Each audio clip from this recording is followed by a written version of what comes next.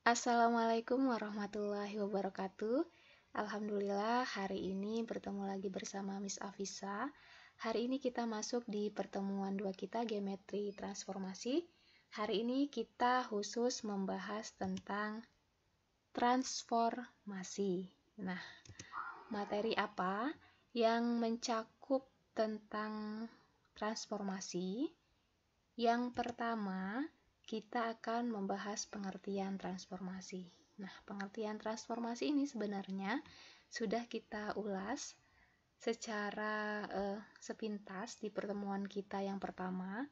Namun karena hari ini kita membahas khusus transformasi, maka Miss ingatkan kembali agar pembelajaran hari ini diharapkan bisa tuntas dimengerti. Nah, kemudian yang kedua, kita akan membahas hubungan pemetaan dengan transformasi. Nah, jika di pertemuan sebelumnya kita telah membahas materi prasyarat kita, yaitu relasi dan fungsi yang merupakan jenis dari pemetaan. Nah, sekarang kita akan bahas sebenarnya apa sih hubungan antara pemetaan dengan transformasi. Mengapa kita harus mempelajari pemetaan terlebih dahulu sebelum masuk ke transformasi? Apa sih hubungannya? Nah, itu akan kita pelajari. Kemudian, yang ketiga kita akan mengidentifikasi transformasi geometri. Jadi di sini kita akan belajar membedakan mana transformasi, mana yang bukan transformasi. Oke. Untuk yang pertama, kita masuk di pengertian transformasi terlebih dahulu. Kita ingat bareng-bareng. Nah, transformasi, jika dari segi bahasa, menurut Kamus Besar Bahasa Indonesia, transformasi mempunyai arti perubahan. Bisa bentuk, sifat, fungsi, dan sebagainya. Nah, bentuk di sini maksudnya lebih kepada translasi, rotasi, dilatasi, dan lain sebagainya. Jadi perubahannya itu dari besar ke kecil, atau perputaran, atau pencerminan. Berarti perubahannya di sini, perubahan dalam titik atau bidang. Nah, dari situ kita bisa lihat sifatnya, dan tentunya akan berubah bentuk fungsinya. Jadi bentuk di sini bukan bentuk misalnya perubahan dari gajah menjadi semut, bukan seperti itu. Jadi lebih kepada titik atau bidang. Jadi tujuan dari transformasi jika dalam sistem koordinat Kartesius yaitu untuk memindahkan satu titik atau bangun pada bidang gitu ya. Nah, terus apa jadinya transformasi geometri atau transformasi? Adalah proses mengubah setiap titik koordinat menjadi titik koordinat lain pada bidang tertentu. Transformasi tidak hanya terdapat titik, tetapi juga bisa dilakukan pada kumpulan titik yang membentuk bidang atau bangun tertentu. Nah, berarti transformasi, bertransformasi berarti melakukan perubahan. Nah, kalau di geometri berarti perubahannya dalam bentuk titik dan bidang. Oke, kita lanjut ke hubungan antara pemetaan dengan transformasi.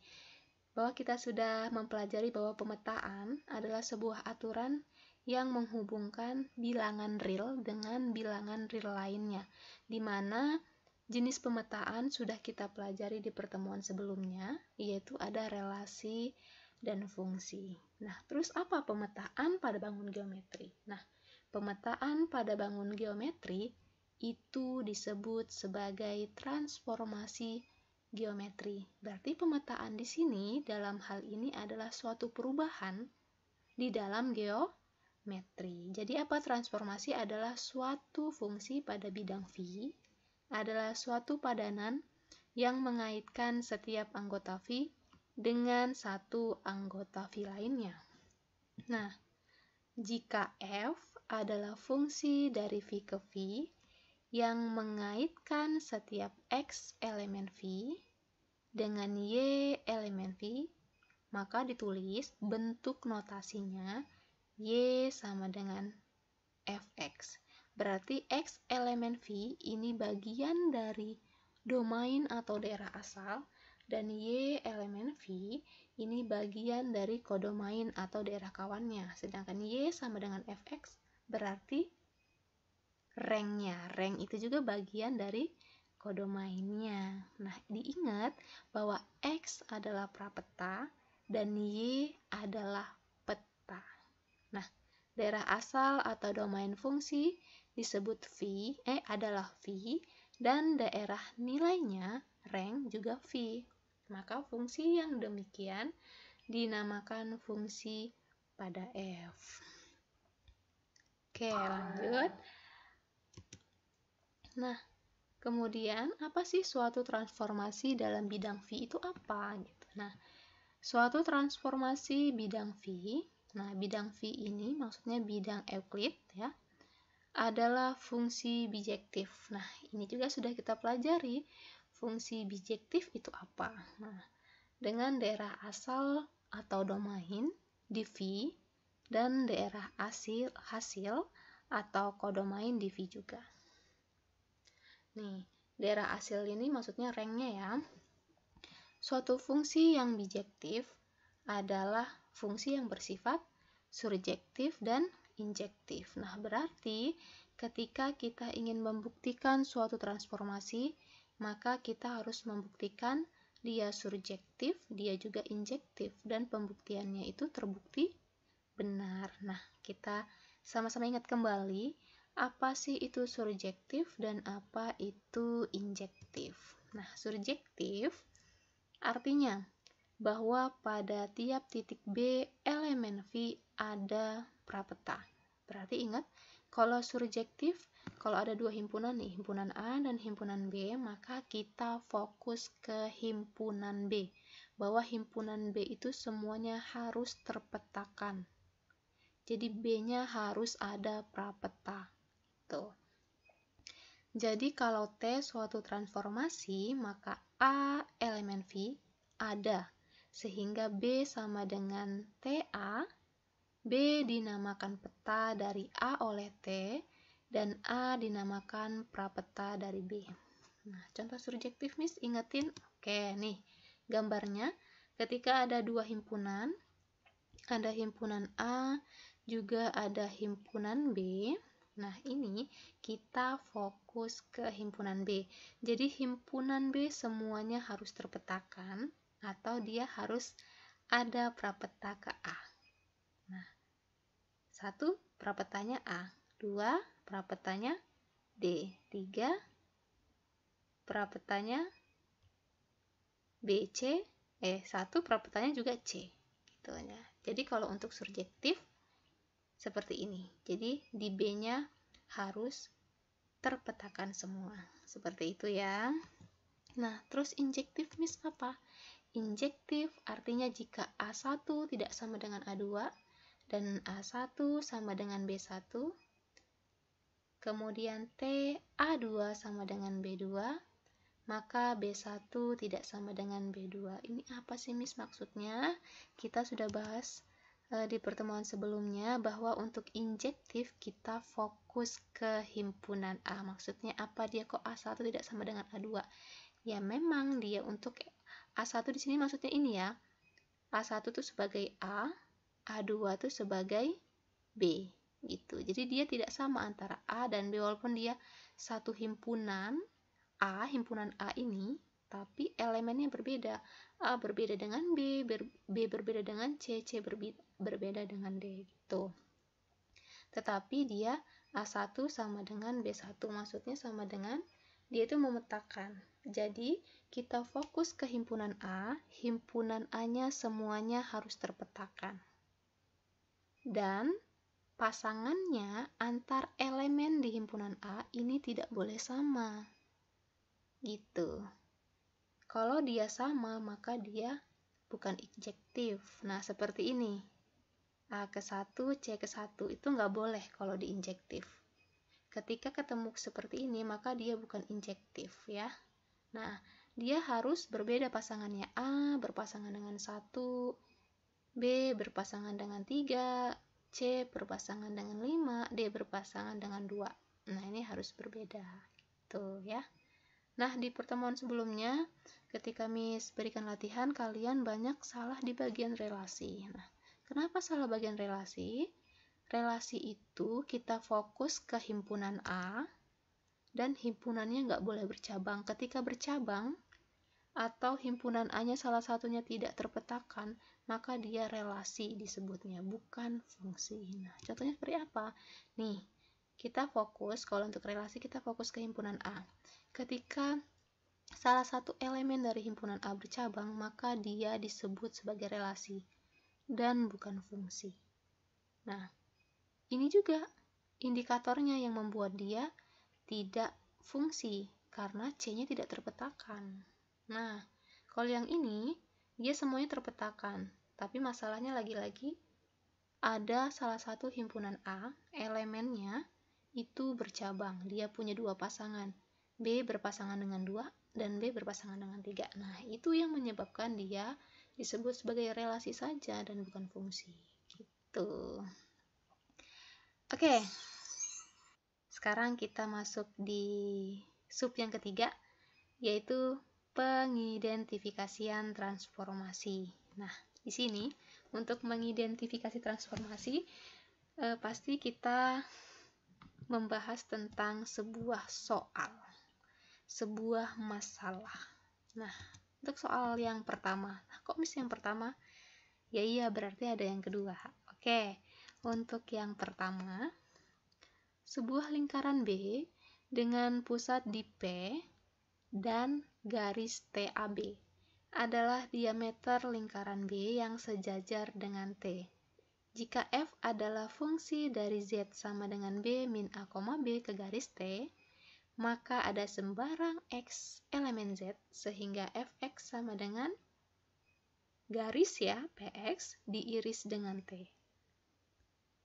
Apakah F suatu transformasi? Nah, untuk melakukan penyelesaian, karena pertanyaannya apakah F suatu transformasi, berarti kita harus membuktikan sebuah fungsi ini, sebuah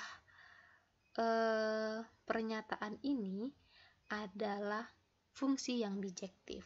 Nah, ketika bijektif, maka kita harus membuktikan bahwa dia surjektif dan dia juga injektif. Nah, sebelum ke apakah dia surjektif, apakah dia fungsi injektif, kita harus benar-benar memahami apa sebenarnya yang diketahui. Kemudian menuliskan inti-intinya. Gitu. Jadi apa sih yang diketahui, kita identifikasi. Yang pertama nih, sebuah lingkaran B. Berarti kita punya sebuah lingkaran dan lingkarannya disebut lingkaran B dengan pusat di P. Berarti lingkarannya pusatnya dinamakan P, gitu kan? Dan garis TAB. Berarti kita punya garis T. TAB itu apa? Diameter lingkaran B yang sejajar dengan T. Berarti kita gambar dulu sebuah garis T. Nah, ingat, lihat ini apa namanya yang diketahui, diameter lingkaran B yang sejajar, berarti kita buat sebuah diameter yang sejajar dengan garis T. Berarti kita buatnya di sebelah sini ya, nih, lurus dengan garis T. Nah, ini diameternya kita sebut sebagai diameter A dan diameter B. Nah, sudah ya, untuk sampai sini kita identifikasi. Jika F adalah fungsi dari Z sama dengan B min A, B ke garis T. Berarti ini sebuah fungsi. Bagaimana notasinya, membuat notasi dari pernyataan ini? Berarti F. Nah, titik 2 ini berarti memetakan dari Z ke garis T. Nah, seperti ini F, titik 2 Z, kemudian tanda panah T. Ini bacanya seperti pernyataan yang ini. Nah, kemudian maka ada sembarang X elemen Z. Nah, sembarang berarti X ini hanya sebagai sebuah simbol X elemen Z. Sehingga Fx sama dengan garis Px diiris dengan garis T. Kan? Nah, berarti F ini sebagai X elemen Z. Maka Fx-nya ini garis Px diiris dengan T. T ini juga sebuah garis. Berarti karena X elemen Z, berarti kita punya titik X, kita buat titik X, kemudian nah, rangnya ini, Fx-nya ini, garis Px diiris dengan T, berarti kita punya titik di T, sembarang titik, seperti ini, kita hubungkan dengan sebuah garis. Nah, jadi untuk yang pertama, nah misalnya saya ubah titiknya jadi Y, boleh nggak? Boleh, karena apa? Sembarang X, jadi X itu hanya sebuah simbol, dan di dalam lingkaran ini adalah kumpulan titik-titik. Di sini sebenarnya ada titik. Jadi kita boleh sembarang naruh titiknya di mana. Gitu ya. Misalkan Y. Nih, Y elemen Z. Maka dari Fx berubah jadi Fy. Maka sama garisnya jadi PY diiris dengan garis T. Nah, misalkan kita punya titik Y-nya di sini. Nah, sama karena dia irisan ya, irisan dari T, berarti kita hubungkan sebuah garis. Nah, misalkan saya ingin buat titik D, boleh nggak titik D-nya di sini nih? Kan sama nih ke sini titiknya juga kan, boleh kan titiknya? Boleh. Misalnya nih, ada D elemen Z, titik D-nya di sini, kita hubungkan sebuah garis. Nah, ternyata garisnya terhubung dengan X, kemudian dengan garis T. Ini berarti ini satu, dia sama. Px sama dengan PD. Ketika garisnya pindahin ke sini, sama. Px diiris dengan T, sama ya dia. Nah, berarti FD-nya itu sama dengan garis Px diiris dengan T atau sama dengan Fx. Begitu, jadi dia sama nih. Nah, garisnya sama kan? Satu garis maksudnya. Dimana sesuai definisi bahwa Y elemen Z itu menghasilkan rangnya, berarti di sini Fy. Berarti ketika dia di elemen Z, nah ini jadi satu ya. Berarti di sini sebagai apa? Fx sama dengan Fd. Gitu. Nah, kita tahu bahwa Z-nya itu sama dengan B min A, B. Gitu. Nah, kita udah dapat hasilnya ini.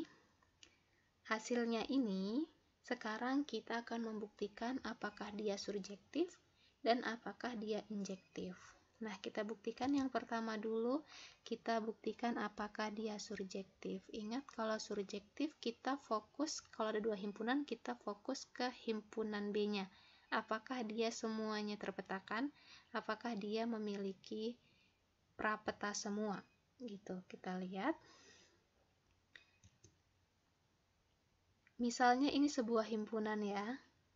Ini kita misalkan ya, kalian awang-awang gitu ya. Ini himpunan A, misal ini himpunan B gitu. Ketika domain X, maka rangnya Fx. Terbukti ya, X maka rangnya Fx. Kemudian domain Y, rangnya juga Fy. Y rangnya Fy gitu kan. D juga sama, rangnya maka Fx. Berarti di himpunan B ini semuanya terpetakan ke himpunan A. Fx terpetakan ke X, Fy terpetakan ke Y. Dan semuanya berada di dalam bidang V. Berarti apa? Karena setiap prapeta dari V memiliki peta di V, maka terbukti bahwa F bersifat surjektif. Gitu. Ini bahwa ya. Nah, terbukti yang pertama. Belum selesai, kita harus membuktikan bahwa dia injektif. Pembuktian injektif. Ingat kalau injektif itu kita fokus ke himpunan A. Ketika himpunan A-nya semua terpetakan dan terpetakannya atau pasangannya itu berbeda dengan himpunan B, maka dia disebut sebagai injektif. Nah, kita lihat. Nah, ini intinya ya. Ini sebenarnya domainnya bisa kita tambahin, bisa X, bisa Y, bisa domain W, terserah, karena yang diketahui tadi bahwa dia sembarang X dan X itu hanya sebagai sebuah simbol. Domain X, kita tahu ranknya Fx. Nah, ini domain dari D. Domain dari D ternyata juga Fx. Nah, jika digambarkan dalam sebuah pasangan himpunan seperti ini, maka X memetakan ke Fx, D memetakan ke Fx. Berarti Fx ini adalah rank dari X dan D. Dan untuk injektif itu tidak berlaku seperti ini. Injektif tidak boleh memetakan ke yang sama. Antar elemen tidak boleh memetakan ke yang sama. Sehingga fungsi ini bukan bersifat injektif. Meskipun Fx sama dengan Fd, karena Fx sama dengan Fd walaupun X-nya tidak sama dengan D. Gitu. Jadi dia tidak bersifat injektif. Karena tidak bersifat injektif berarti dia bukan bijektif. Sehingga F bukan transformasi. Nah, paham ya? Semoga paham. Kita lanjut ke soal yang kedua. Nah, Miss punya soal. Diketahui fungsi T didefinisikan sebagai berikut. TA sama dengan A, P tidak sama dengan A, di mana TP sama dengan Q, sehingga Q titik tengah garis AP. E tidak sama dengan A, TE sama dengan F, sehingga F titik tengah garis AE. Pertanyaannya, apakah T merupakan transformasi? Sama. Karena pertanyaannya adalah transformasi, maka kita harus membuktikan bahwa fungsi tersebut adalah bijektif. Karena bijektif, kita harus membuktikan bahwa dia surjektif dan injektif. Nah, sebelum ke surjektif dan injektif sama, kita identifikasikan apa sih sebenarnya yang diketahui. Apakah kita perlu menggambarkan? Perlu banget menurut Miss. Karena dengan menggambarkan, kita akan memudahkan mengidentifikasi apakah dia surjektif atau injektif. Nah, sekarang kita lihat TA sama dengan A. Oke, kita ingat sekarang TA sama dengan A. Kemudian P tidak sama dengan A, TP sama dengan Q. Sehingga Q titik tengah garis AP. Q titik tengah garis AP. Berarti kita punya sebuah garis. Ya, garisnya namanya pertama titiknya A, kemudian titiknya P. Q adalah titik tengahnya dari garis AP. Di mana Q-nya itu sama dengan apa? Q sama dengan TP. Yang pertama sudah kita gambarkan. Kemudian E tidak sama dengan A. TE sama dengan F, sehingga F titik tengah AE. Berarti kita punya garis AE. Kalau di sini A berarti Miss punya sebuah titik E. Kita hubungkan karena dia sebuah garis. Dan F titik tengah garis AE. Jadi kita punya titik tengah namanya F, di mana F-nya adalah sama dengan TE. Nah, terlihat sebenarnya dari gambar ini apakah dia surjektif atau injektif, ya. Oke, kita lanjut. Miss, misalnya saya mau buat